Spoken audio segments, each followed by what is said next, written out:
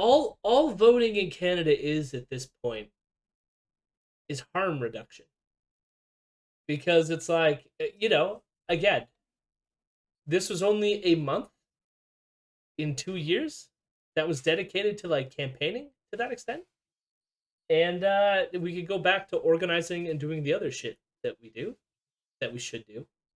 But it's just electoralism is like wiping your ass. You just do it. Yeah, exactly.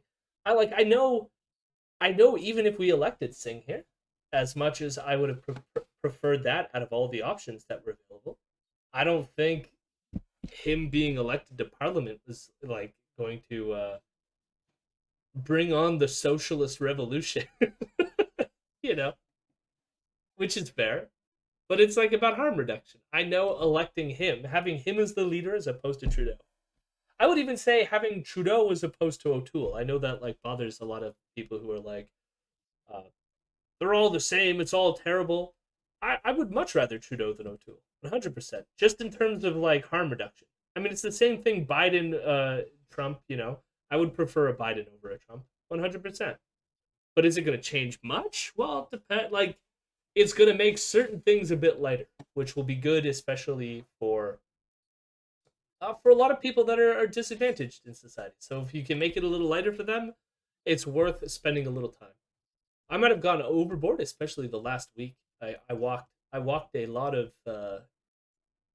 streets and knocked on a lot of houses, all for seemingly not very much. But I'll do it again, goddamn.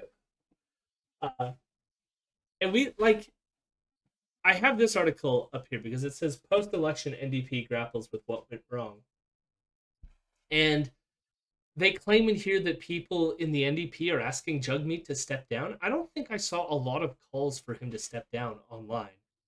I saw a lot of people, and they even like get into some of the infighting that's been occurring on social media, having to do a lot with internal like spending dynamics and stuff like this, and how the internal party like prioritizes spending. A lot of liberals are asking that. Yeah, exactly.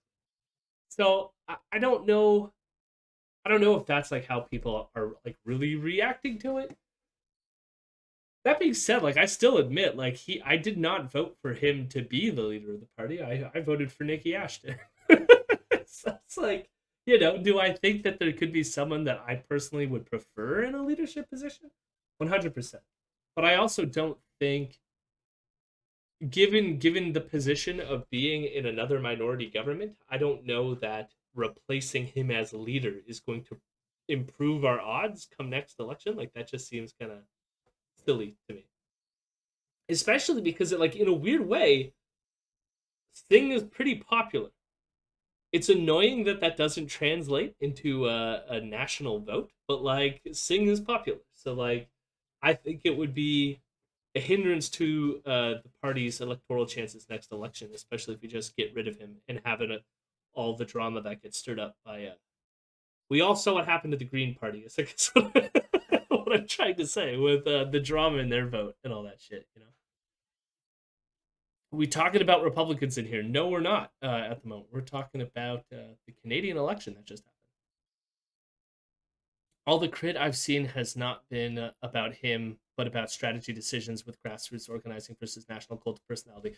No, exactly. I mean, they talk about the infighting between Anne McGrath here and Jessa McClain. Now, I have to say, I don't have much experience with Anne.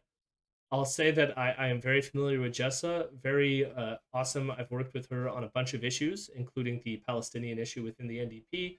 I supported their campaign for party president. They did not win, but I like Jessa. I don't have too much against what she says here. I guess the only thing that I have against the debate here, and I guess I'll sum it up rather than reading this like lengthy article, is that the argument from Jessa is that people like Anne prioritized funding to Jagmeet Singh rather than in the writings to improve his image and advertisements to the broader public. So we saw those like we covered the fancy ads that were released in Quebec and stuff like this. So the idea was to promote like Jagmeet's image, and to a large extent, I think it like helped his image. He is consistently voted high in like trust. Like people trust him. His approval ratings are high, but it does not translate to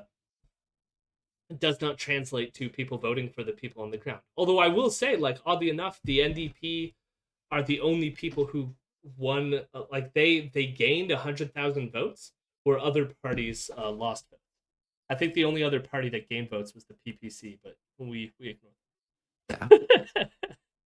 Um, Speaking of things on the ground, the Ontario Teachers Pension Plan um, owns, We get it. or at They least owns own. part of Heritage Royalty, which is a leading oil and gas royalty company with 4.8 million acres of mineral fee title lands. And they also owned GRP Energy Capital, which is based in Dallas, Texas, and acquires and manages oil and gas mineral rights in the United States. Like at this Sorry, point, carry on. are they their own nation state? Yes, I think the Ontario Teachers Pension Plan should secede from Canada. From my experience, most people don't care about the actual writing candidates and are just voting for the party leader. Yeah, I mean, I agree. So I guess this is my criticism of Jessa's concerns. Even though, again, I like Jessa. This isn't a slight against her. It's just my own takes, which I think like I don't necessarily agree with you either. Two cars, like to me, the issue is it's hard to like pinpoint the thing or the things that caused the election result that we just saw. Like I've been like I've had a week of vacation to just sit and stew with my thoughts on this, and honestly, my thoughts are, uh, sorry, just protecting my computer from my cat before she shuts it off. I honestly don't know where to come down on this because it's like there was a sense in which a lot of voters, I think, were legitimately afraid of having a conservative government because of all the vaccine, COVID still around, all that fun stuff, and worried about what they were going to do or not do. So you had a lot of people who, again, like when you pulled them, were strategic voters. You also have the sense in which, in terms of funding, like let's say that you're right, two cars, that people vote on the party leader rather than the local candidates. We we walked. We had more volunteers this time. We knocked on more doors.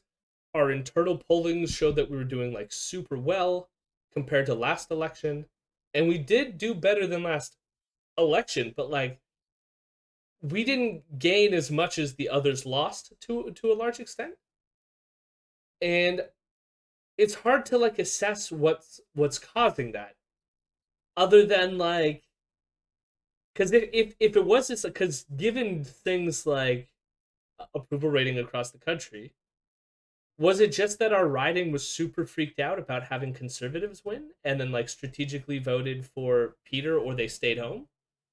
And so it's like I don't know, like at what point is it just like some aspects of electoralism are beyond your control to a certain extent. And as much as like I get the impulse to everyone just like hunker down and like try to figure out what it is that we did wrong. I don't know. I don't know how to answer that question. I guess that's my main election post-mortem for the NDP. Because I don't know. My election postmortem is like, it's gonna take some work to get me to vote again, I gotta say. Like, I just like, I don't give a shit. Yeah, but again, like to me, it's simply harm reduction. Like we at least like even if I didn't do the canvassing, didn't do the sign work and other shit that I did this election, I would still just easily go into a polling booth and vote NDP because I still know that they're the better option on the thing. The difficulty is, in some weird sense, other people. Because my one vote, uh, I mean, could matter if we're in a Davenport situation. 165 votes is pretty goddamn close. But yeah, I don't like. I don't know. It's easy. It's very easy to take a little time to go mark an X on a ballot. The hard part is like trying to I don't figure know. out like what it is, like why people are voting the way they are to try to like move them. It's one of those like NDP keeps moving further right and not really like actually like Singh barely talked about the things that were in the actual NDP platform, let alone things that like the party has voted in support of. Like it's they're not going to campaign on really anything. Like this applies to the Ontario NDP as well, where like they should have fucking won the last election. Like that was their election to lose, and then they were like, "Oh yeah, we're gonna lose this one." And it's like if they're not gonna run on anything, like why vote for them? Like yeah, harm reduction, whatever other bullshit, but like But that's why it's at like what point do you not vote for them? I guess if they're just gonna continue like moving further right. Sing's silence on TMX lost a lot of organizers. Yeah, I mean that part really annoyed me too. To be honest, I was gonna ask him. I was totally tired when he came to London, but that was gonna be the one thing that I asked him. Like, just say you're gonna get rid of TMX. What's wrong? Uh, yeah, we had a lot of people also saying that they're were flipping. We got it from people who said they used to vote Green, who were voting PPC as well, and all based solely on the vaccine passport issue. It's yeah, like obviously it wasn't big enough to like really matter. I think locally Emery only got like 2,000 votes, something like that, which is still like I mean it's 1,000 more than they got last election in this riding, but still nothing to brag about. But like I largely like I don't know. Part of this is hard because it's an element in what you're saying, because like there's an element in which the party is only going to be what dedicated members within the structure try to make it to a certain extent, while competing with other like moneyed interests and stuff like this. Like I'm not saying it's easy, because obviously like people who are a lot better on who are on the left of the party, like Jessa, uh, come up against the money interests of an Anne McGrath, for example. Uh, so those tensions are there, but like Yeah, I guess. but the other part of it is like the other things that you're saying is like how much time do you want to invest in it, right? Like Yeah, I mean that and has any sort of like left movement within the NDP gained power or major influence over the party kind of at any point in its history? And largely the answer is no. Like they might win it on some individual issues where like pass the Palestine resolution after however long of organizing that, and it was a watered down resolution anyways. Like, it's kind of just like how many pseudo victories can you win within a party that is kind of intent on losing? I guess like part of the difficulty is like rather than just thinking of it in terms of electoralism, how are we going to convince anybody for like socialism either, right? Like I guess it's like the internal party dynamics there and the struggles the left has internally to the party are going to exist at society at large as well. Like the same things that hold us back in just doing like even like mutual aid projects and having like liberals coming in like I've experienced that locally of having like liberals annoy and hinder some of those activities in various ways. And so it's like I don't know exactly what the answer to this is like in the moment. This is probably something that we can use like future Monday segments to like get a grasp on how to navigate this. But I don't know what the easy solution to it is. I mean, I was part of the Palestinian fight within the organization, and we succeeded barely. you know, and yeah, it took a hell of a lot of time, and then I guess I can say like I think it was worth it. If I didn't do it, would have anyone else have done it? I don't know. Like, but we did it. And that those small victories that always give me like a little bit of hope that if you could dedicate some time in this thing, that maybe you can shift them more to the left. But at the same time, it's like, man, how much time do you want to give to it? And like, I almost agree with some, or I wouldn't say that I agree. It's more like I have my own thoughts of this. Is like I'm all for moving more towards local organizing rather than electoralism, and in fact, will encourage people to Yeah. do that. 100%. I think that's way more important than electoralism.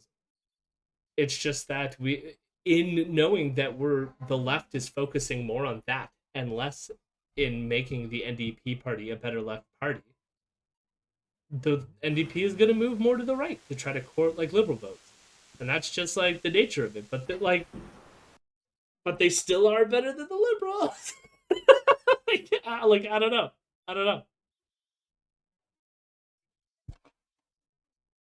The professionalized center left Yeah. leadership is more interested in branding than even basic politics, empowering grassroots, star candidates, agenda setting before the election, etc.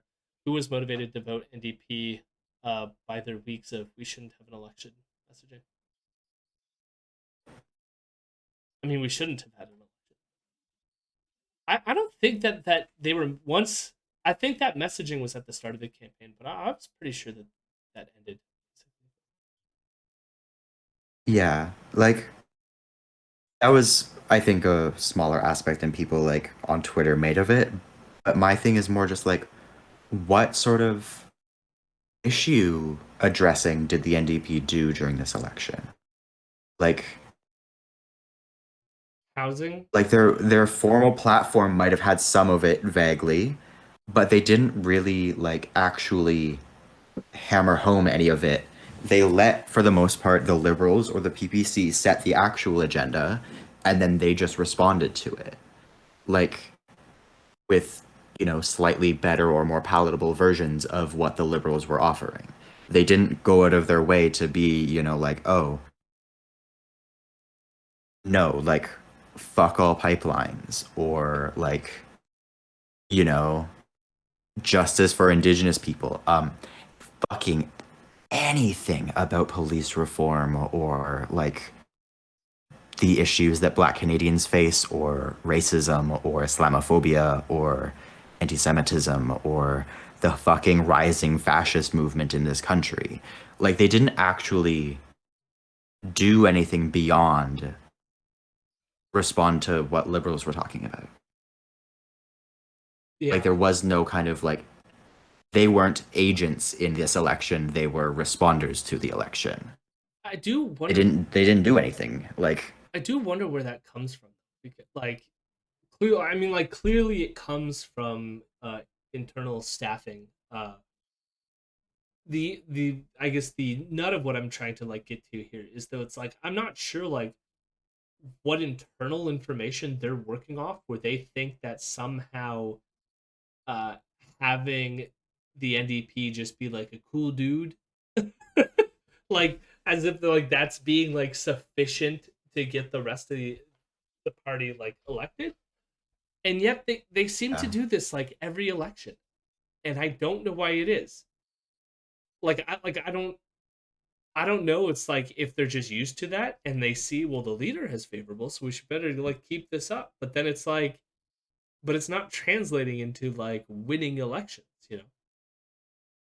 They want a repeat of Jack Layton, except that Yeah. like Jack Layton came like the orange wave happened at a very particular time of like people being tired with Harper.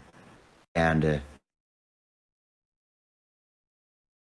that's it.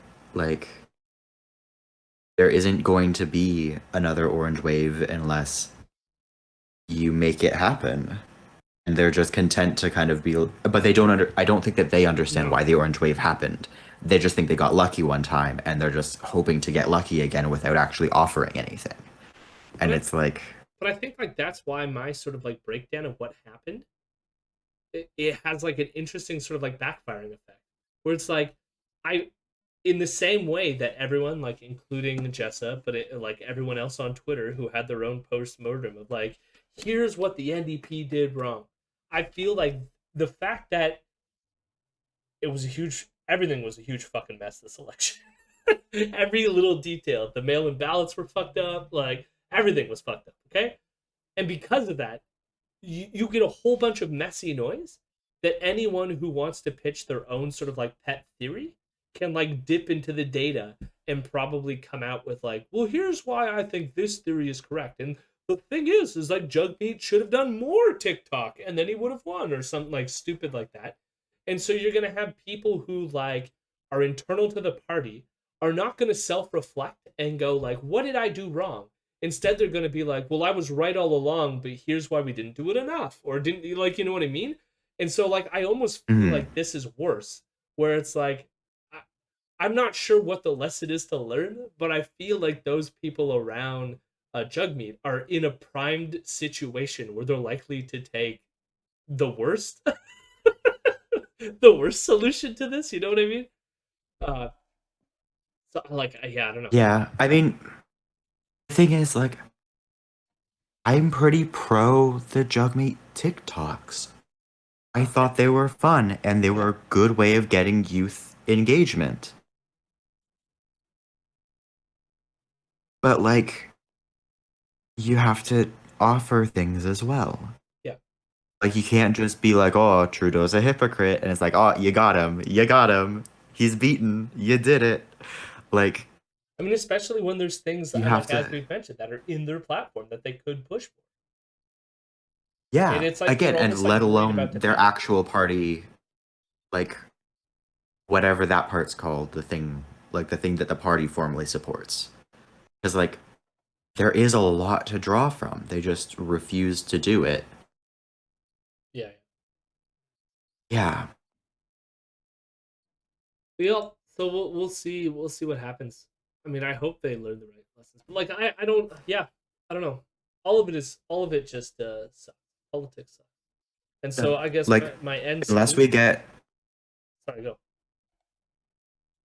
unless my riding gets a really cool candidate, which it hasn't had, like, or they actually, like, campaign on something provincially this time, other than, like, oh, Doug Ford sucks, and it's like, wow, you got him. Doug Ford's no good. Whoa. It's like, you know, I don't know if I'm gonna vote provincially either, let alone like the Yeah. next federal one too, where it's just like, oh, whoa, you gave us a drop and you gave us a candidate that's like, I don't know, a I was somewhat progressive academic. Wow, gonna how say cool and exciting. Matt did say something about Matt J. Dan said something about them needing to do like getting involved with like mutual aid orgs and like tenant unions and stuff like this. The funny thing is like not all riding associations are the same, but like our riding association here does get involved with that stuff. I mean, Terrence Kernahan, who's our local MPP right now, who'll be up for re-election come June of next year. Uh, who I happen to sit on his.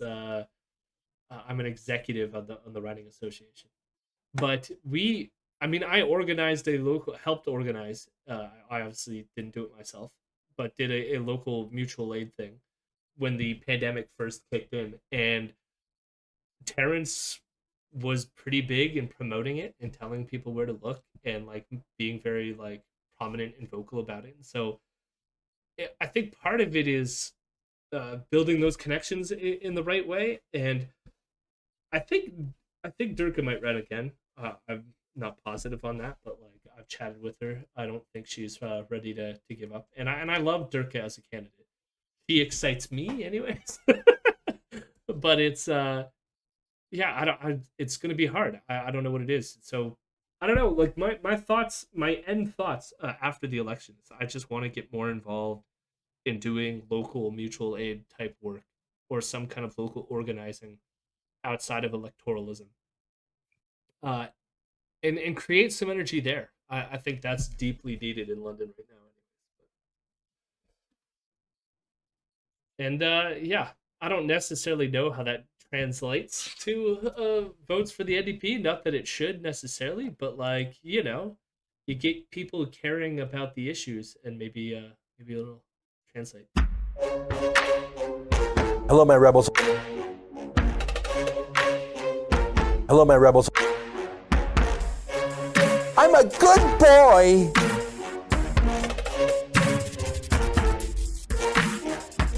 I'm a weirdo.